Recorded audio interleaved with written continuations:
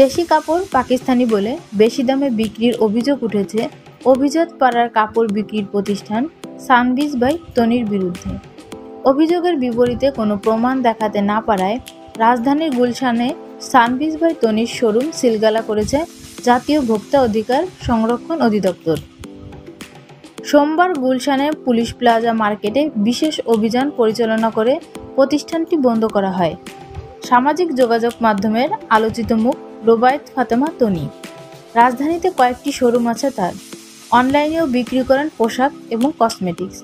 তবে এবার আলোচনায় এলেন প্রতারণার অভিযোগে।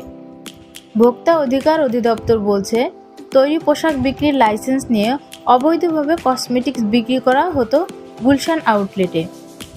ভোক্তা অধিকার অধিদপ্তর আরও জানান, এই প্রতিষ্ঠান নিয়ে কিছু অভিযোগ আসার পর প্রতিষ্ঠানটিকে কারণ দর্শানোর নোটিশ দেওয়া হয়েছিল।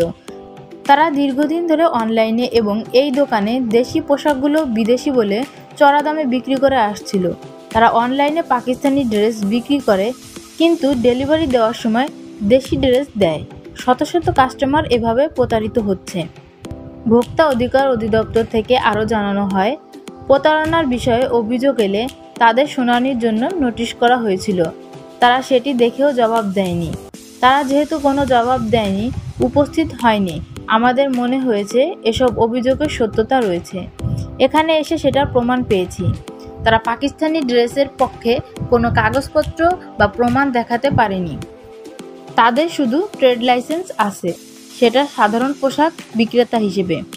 ভোক্তা অধিদপ্তরের সহকারী পরিচালক বলেন, আমরা আপাতত তাদের শোরুম বন্ধ করে দিয়েছি। এখন তারা কাগজপত্র নিয়ে ভোক্তা অধিকার সংরক্ষণ অধিদপ্তরে হাজির হয়ে প্রমাণ দেবে।